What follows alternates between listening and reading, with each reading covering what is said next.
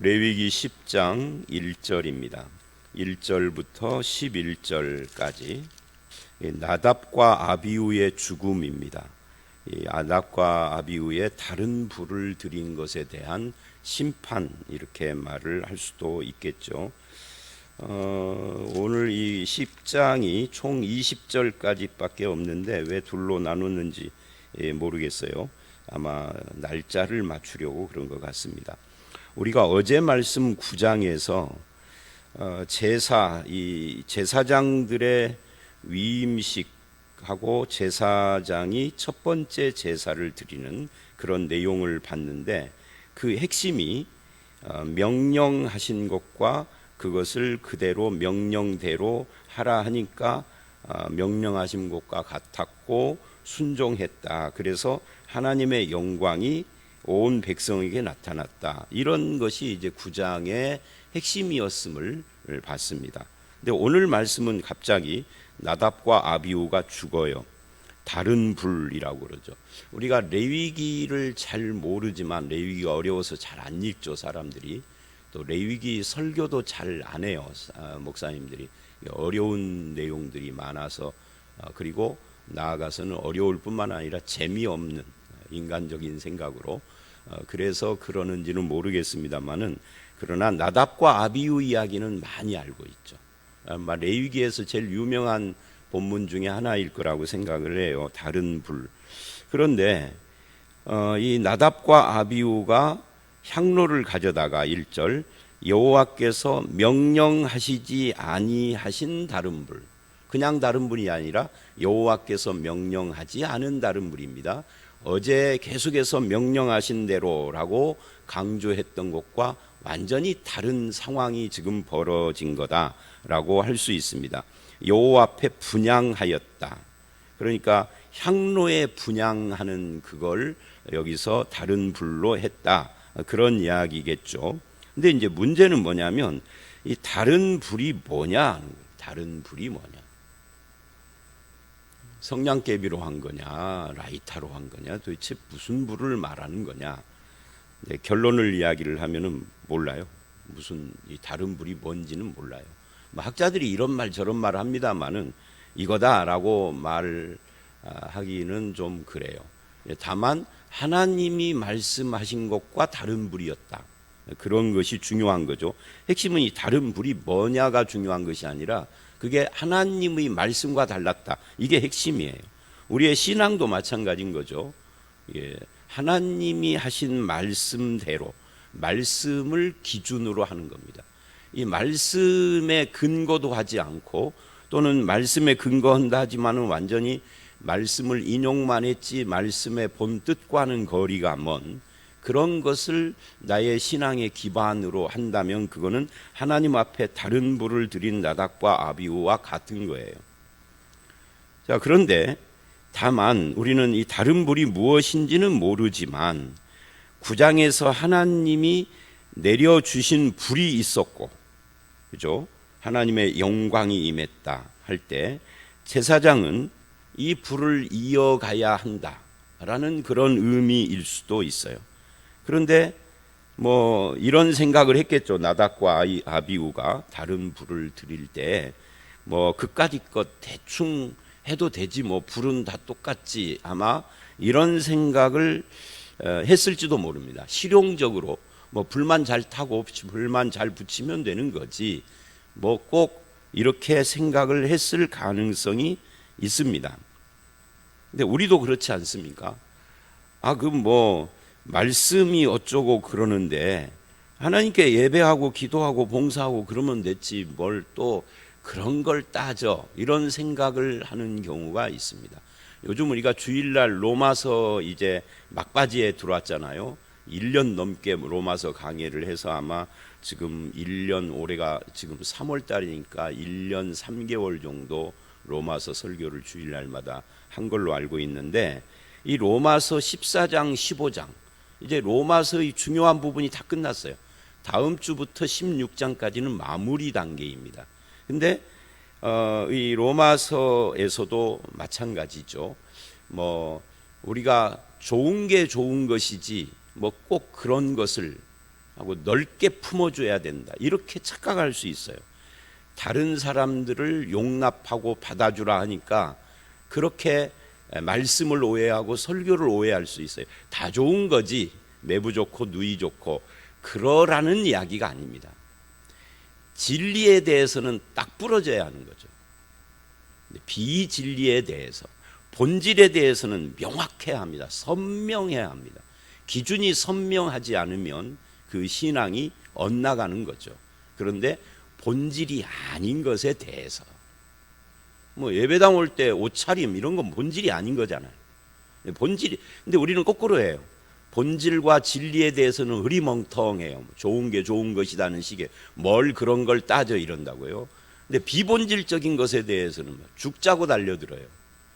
우리의 그런 태도가 로마서가 말하는 것과는 반대라고.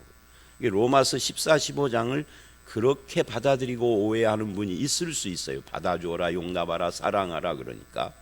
그런 건 아니다. 이 본문도 마찬가지입니다.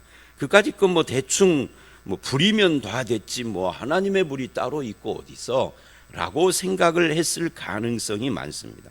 말씀의 원리보다는 어떤 나타나는 현상이나 뭐 이런 것들, 종교 행위나 이런 것을 더 중요히 여기는 그런 것들. 그러니까 교회 부흥이라는 명분으로 말씀의 원리와 정신을 외면하는 것과 비슷한 거죠. 기독교라고 하는 것은 결과주의, 열매만 좋으면 된다 하는 결과주의가 아닙니다. 그 어떤 결과를 이루기 위한 과정이 성경적이고 하나님의 뜻이었느냐, 그 동기가 하나님의 마음이었느냐, 이런 것을 더 중요하게 여겨요.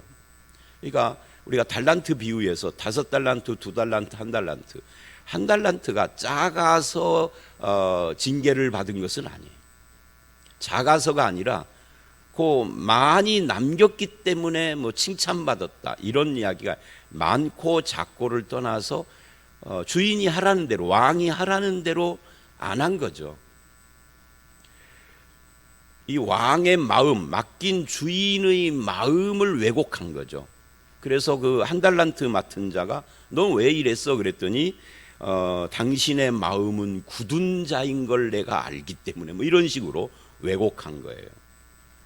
그게 우리가 하나님에 대해서도 똑같은 것이죠. 결과만을 가지고 말하는 종교가 아닙니다. 말씀을 순종하려는 싸움, 이 치열한 자세, 이런 것들이 있다면 1달란트를 가지고 열심히 주인의 뜻대로 살았지만 결과가 1달란트밖에 없습니다. 남긴 게 없습니다. 그거 가지고 뭐라고 하실 하나님은 아니에요. 아예 땅에 묻어나 버렸기 때문에 문제가 되는 거죠. 어쨌든 말씀 앞에서 순종하려는 싸움, 하나님의 말씀을 따라서 순전하게 그 말씀의 원리를 따라, 그 정신을 따라 살려 하는 그런 자세, 그것이 더 중요해서 그 결과 승리 여부는 그 다음 차원의 이야기인 겁니다. 근데 그렇게 살았는데 승리하기보다는 히브리서 11장이 말하는 것처럼 패배했어요. 죽었어요. 세상적으로 보기에. 그건 귀한 믿음이라고 그러는 거예요. 정말 말씀 정신을 가지고 목회를 했어요. 근데 부흥이 안 됐어. 처음 시작할 때 20명으로 했는데 뭐 30년 목회한 결과 30명이에요.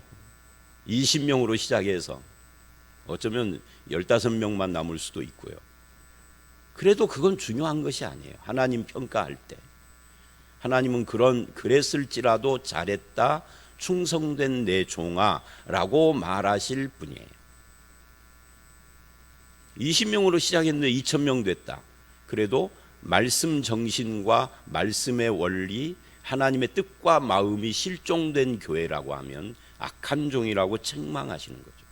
자, 그래서 이 다른 불이라는 것이 우리에게도 다양하게 적용이 됩니다. 이게 1절로 4절까지 이야기예요. 그래서 이제 2절, 불이 여호와에게서 나와서 그들을 삼키매 죽고 모세가 아론에게, 그 아버지죠, 이는 여호와의 말씀이라 이르시기를 나는 나를 가까이 하는 자 중에서 내 거룩함을 나타내겠고 온 백성 앞에서 내 영광을 나타내리라. 아론이 잠잠했다. 나를 가까이 하는 자 중에서, 그러니까 이스라엘 백성들도 중요하지만 그 중에 택하고 뽑아 세운 제사장들이 하나님을 가까이 하는 자들이죠. 이들이 거룩을 나타내지 않으면, 그죠?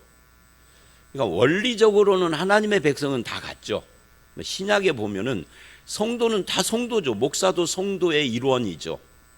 그런데 하나님을 더 가까이 해야 하는 목사나 또는 목회자들이 또는 뭐 장로 이런 직분자들이 그를 통해서 거룩을 나타내야 되는데 거룩을 나타내지 않는다면 하나님은 훨씬 더 무겁게 책망을 하시겠죠.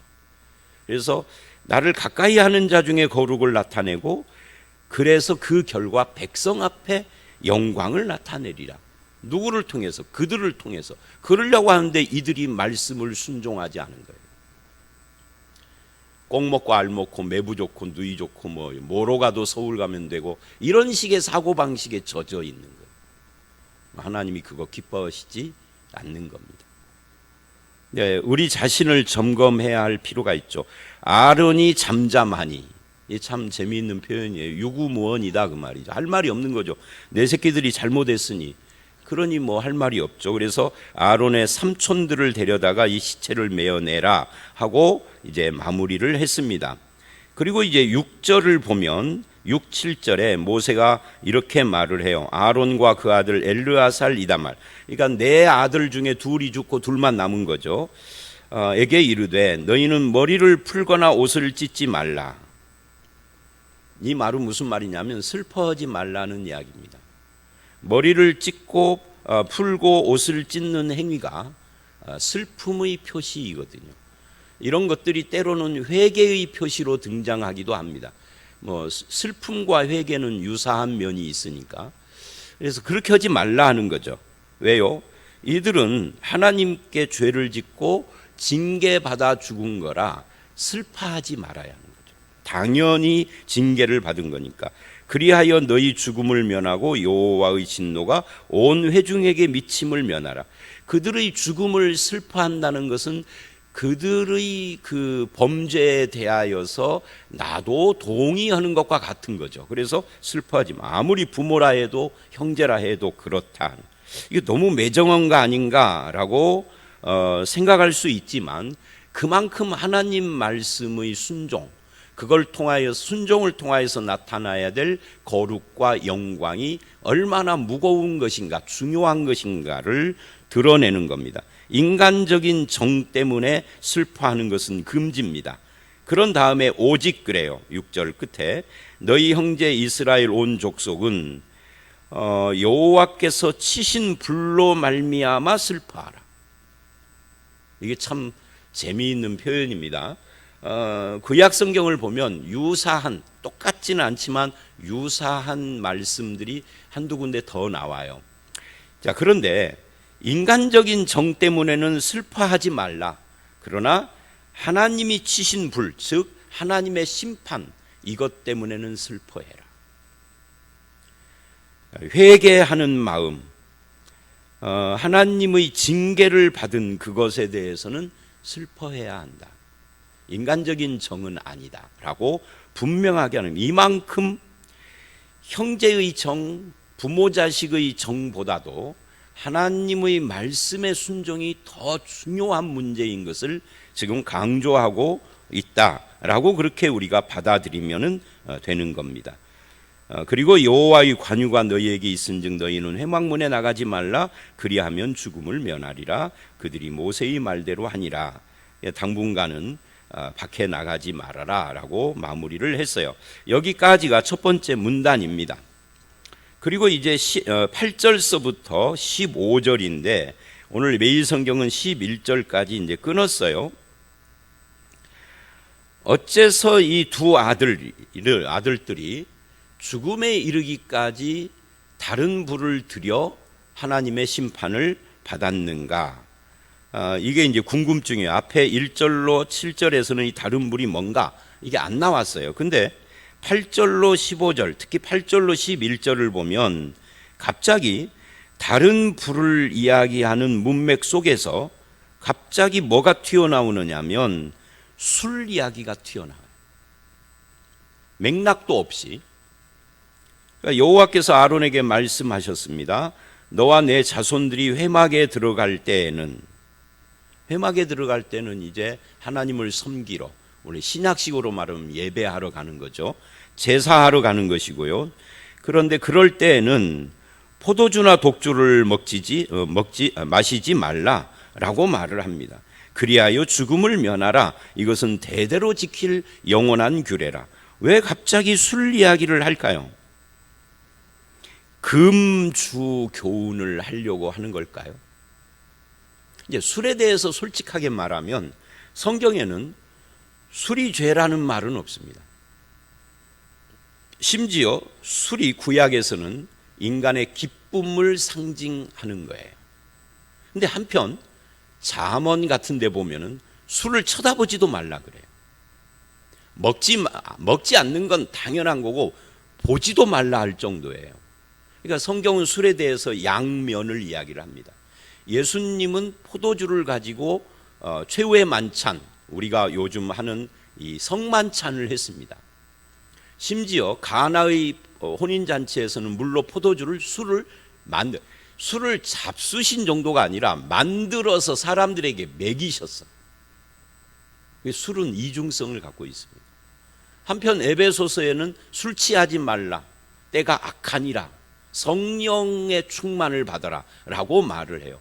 그래서 술은 술 자체의 죄를 말하지 않고 술을 먹음으로써 생기는 폐단에 대해서 금하시는 거죠. 그래서 이제 한국 교회는 교회가 들어올 때부터 술을 금한 건데, 이제 이 나이가 될 때까지 술을 안 먹었어요. 제가 20대 10대 반항기에 잠깐 한두 모금 먹어봤고 20대에 한 1년 반 정도 술에 쪄들어 보기는 했어요. 그때 잠깐. 그리고 그 뒤로는 완전 금주를 했죠. 근데 이렇게 생각을 해요. 선교사들이 한국교회 초기에 술, 담배를 금한 건 진짜 200% 잘한 거다. 이건 진짜 잘한 것이다. 저는 그렇게 생각해요. 이게 죄냐 아니냐, 죄 유무를 떠난 이야기입니다. 그건 참 잘한 거다. 제가 우리 아들, 딸들 고등학교 졸업하고 대학 이제 입학이 정해진 뒤에 우리 딸한테도 그랬고 아들한테도 그랬고, 아들하고 딸하고 6년 차이니까 6년 타월을 두고 한 말입니다. 술 먹었다라고 하면 이제 둘 다 대학을 서울로 보내니까 내 눈에 안 보이잖아요. 술을 먹었다. 그러면 그 즉시 너는 퇴학이야. 깜짝 놀래더라고. 눈이 동그래져요. 내가 학교로 찾아가서 자퇴시킬 거야. 그렇게 엄포를 놨는데 다행히 아들, 딸들이 술을 안 먹기는 했어요. 근데 이게 참 우리나라 술 문화가 진짜 문제가 심각합니다. 오죽하면은 선교사들이 그걸 금했겠어요. 선교사들 자신은 술을 먹었는데도 한국인들에게 금한 이유가 뭐겠어요? 와서 보니까 조선 사람들이 막 길거리에 널브러져 막 추운 겨울에도 그렇게 죽어가는 사람들이 한둘이 아니고, 술 때문에 가정 폭력과 술 때문에 생기는 문제가 심각해요. 술에 쩌든 인생, 희망이 없으니까 그랬겠죠. 근데 예수 믿는 사람은 슬플 때 술로 달래지 않고 하나님 앞에 기도하고, 기쁠 때 술로 표현하는 것이 아니라 하나님 앞에 찬송하고, 하나님 앞에서 기쁨과 슬픔을 표현하는 것이죠. 신앙으로 승화시키는 거예요. 자, 다시 돌아와서 왜 술 이야기가 나오느냐? 금주를 강조하려고 한 것은 아닙니다. 아마 술이 앞에 1절로 7절에 다른 불을 들인 것과 연관이 있기 때문일 것입니다. 사람이 술을 먹으면 정상적인 사고를 할 수 없어요. 호기가 생겨요. 그래서 막 평상시 안 하던 행동도 해요. 아까 제가 다른 불 이야기할 때 그까짓 것이라는 말을 했는데, 이 성경에는 그까짓 것이라는 말을 이들이 했다는 이야기는 안 나오지만 그랬을 가능성을 말을 했는데, 아마 그게 술의 힘을 빌려서 그랬을 수 있겠다. 그래서 이들이 이 다른 불과 술이 관련이 있지는 않는가? 그게 분명하지는 않지만 갑자기 맥락을 떠나서 술 이야기를 하는 것은 그런 것과 관련성이 있을 가능성이 있습니다. 그래서 10절 11절 그리하여야 그래요. 그리하여야 술을 안 먹어야 그런 말입니다. 그래서 술을 안 먹어야 뭐가 된다는 거예요? 술을 안 먹으면 건강하게 오래 살 거야가 아니고 그리하여야 거룩하고 속된 걸 분별할 수 있다. 아, 다른 불이 술하고 관련성이 있겠구나 하는 것이 이제 여기 와서 조금 더 선명해지죠. 제가 어저께 그 인터넷 뉴스에서 읽은 건데 술 이야기가 나왔더라고요. 근데 술은 한 잔만 먹어도 뇌에 영향을 미친대요. 그러니까 이런 이야기죠. 매일 술을 식사 때마다 반주로 한 잔씩 먹은 사람이 나이를 먹으면 치매에 걸릴 위험이 술 안 먹는 사람보다 훨씬 많아. 매일이 아니라 일주일에 한 번만 먹어도 술을 안 먹는 것보다 한 잔만 먹어도 뇌에 영향을 줘요. 근데 이거는 이제 과학이 발달한 지금 와서 발견된 거고 성경에서는 지금 술을 안 먹어야 거룩과 속된 것을 분별하며 이 제사장이 해야 할 일이잖아요. 그러니까 다른 불을 드렸다는 건 거룩과 속된 걸 분별을 못하고 그냥 아무거나 그까짓 것 했다는 이야기죠. 부정하고 정한 것을 분별하고 우리가 이제 이 레위기 10장을 지나고 11장서부터 15장까지 레위기는 16장에 대속죄일 이게 클라이막스입니다. 그 대속죄일인 16장 앞과 뒤로 내용이 달라지거든요. 그 대속죄일이 오기까지 15장까지 11장부터 계속해서 이 5장이 정결과 부정에 대한 이야기입니다. 그 이야기를 시작하기 직전에 다른 불 이야기가 나오고 술을 먹지 않아야 거룩과 속됨, 부정과 정한 것을 분별할 수 있다라고 말하는 것은 굉장히 의미심장하는 겁니다. 거룩이라는 것은 하나님께 구별되는 거고 속되다라는 것은 우리는 속되다 그러면 굉장히 나쁘게 생각하는데 일상적인 것을 속되다 그러는 거예요. 부정하다라는 것은 더럽혀졌다는 거고 정결이라는 것은 부정한 것을 씻었다는 거죠. 일상을 회복한 거예요. 자, 이거는 내일 모레 이 11장 이야기할 때 다시 이야기를 하기로 하고요. 우리는 이 분별력을 떨어뜨리는 것이라면 술뿐만이 아니라 어떤 것도 우리가 금해야 합니다. 성경에는 아편에 대한 이야기가 안 나와요. 왜? 성경 기록이 마무리가 됐던 2000년 그때는 아편이 없었기 때문에. 그러면 성경의 원리는 분명해요. 우리의 분별력을 떨어뜨리는 것이라면 금해야 합니다.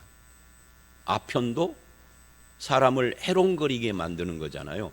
아편이 죄라는 거 성경이 어디 있어요? 할 수 있습니다. 그래서 미국 같은 나라나 서양 이런 쪽은 또는 필리핀 이런 쪽은 아편 자체를 금하지 않아서 뭐 학교에 중고등학생들도 아편에 찌들고 난리를. 한국 사람들 유학 가가지고 아편하고 뭐 이런 일들이 비일비재하다고 그래요. 그런데 기독교인이라면 우리의 정신을 흐리게 하는 것은 아편 아니라 그 어떤 새로운 것이라도 스스로 금해야 하는 거죠. 하나님 앞에서. 왜? 거룩과 속된 부정과 정한 것을 분별할 수 없는 지경까지 우리를 그렇게 만드는 것은 다 금해야 하는 겁니다. 술만이 아닙니다. 자, 오늘 말씀 여기까지입니다. 결국 오늘 말씀은 하나님의 말씀대로 살아야 한다. 기독교는 결과주의가 아니라 말씀 사랑, 말씀 순종, 말씀 앞에 순전한 삶을 요구하는 거다. 그러려면 우리가 하나님 앞에서 분별력이 필요하다. 그래서 술 먹지 말라라고 했는데 술 먹지 말아라가 핵심이 아니라 분별해야 한다가 핵심입니다. 분별 있는 삶, 하나님 앞에 정결하고 그리고 거기서 더 나가서 거룩한 삶을 살아가는 저와 여러분들이 다 되시기를 주의 이름으로 축원합니다. 함께 기도하겠습니다. 하나님, 나답과 아비후의 다른 불을 보면서 우리가 신앙의 본질과 말씀의 원리, 정신, 뜻에 대하여 순전하고 순종하며 하나님 앞에서 거룩하고 정상적인 정결한 삶을 살아야 할 것을 봤습니다. 특히 우리가 세상을 분별하게 하시고 속되고 거룩하고 부정하고 정한 것을 분별하는 것을 가로막는 그 어떤 것도 금하며 아버지 하나님, 내 삶에 받아들이지 않는 자세가 필요한데 우리 모두에게 굳건한 심지를 허락해 주셔서 말씀 원리 따라 살기를 결단하고 실천하도록 주님 인도해 주시옵소서. 예수님 이름으로 기도드려 싸움나이다. 아멘.